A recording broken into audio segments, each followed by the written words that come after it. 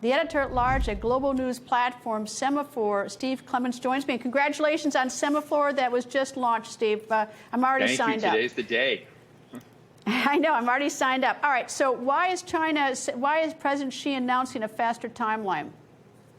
Well, I think right now we're reporting that we think that they're announcing a faster timeline, and you've got both sides essentially accusing the other of undermining the strategic ambiguity of the Taiwan situation, where China sees it as a sovereign territory issue for themselves, and we see it as a matter of essentially democratic choice, human rights, and also the territorial integrity of Taiwan on this. And both sides right now are spitting at each other, saying the other is undermining the deal that's been in place for decades. All right, here's the thing that I find a little bit unsettling. Last month, President Biden said U.S. forces would defend Taiwan in event of a Chinese attack. Then you've got that President Xi has not ruled out force to unify Taiwan. And that does not seem like a recipe for peace between the two nations. If Xi says he wants a faster timeline and he'll use force, President Biden says that the U.S. would defend Taiwan in the event of Chinese attack with U.S. forces. So that doesn't sound like a good combination. Well, I think the funny bit of this, Greta, is that National Security Advisor Jake Sullivan, every time President Biden says that, says there's been no change in U.S. policy, that strategic ambiguity is still the law of the land as far as the United States goes, that Taiwan is not considered by the United States an independent state or an independent nation. We recognize the People's Republic of China as the single government there, but we say that we will, as the president said, we leave open the issue of defending Taiwan if, in fact, China tries to aggressively and militarily reunify Taiwan with China. And that's where it gets sticky, because both sides have gone to extremes.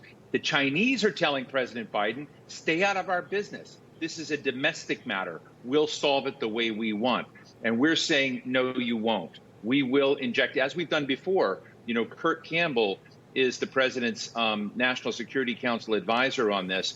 And we last had a big problem with China over Taiwan. Kurt Campbell sent, aircraft carriers right through the U.S. aircraft carriers through the Taiwan Strait. So this is a tense moment.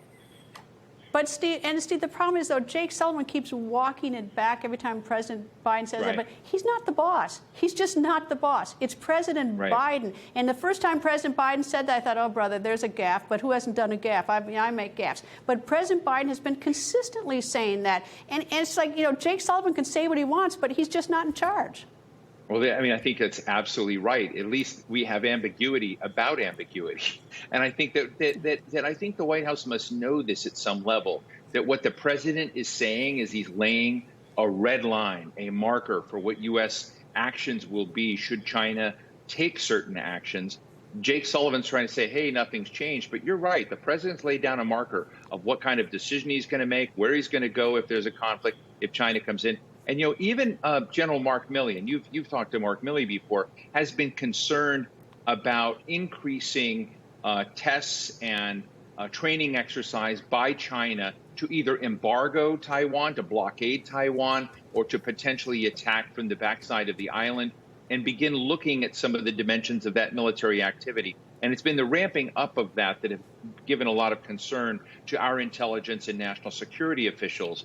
And so that's there. The Chinese are saying there's nothing different, and it's the United States that's trying to create a new normal, not China. So both sides are not seeing the situation the same way.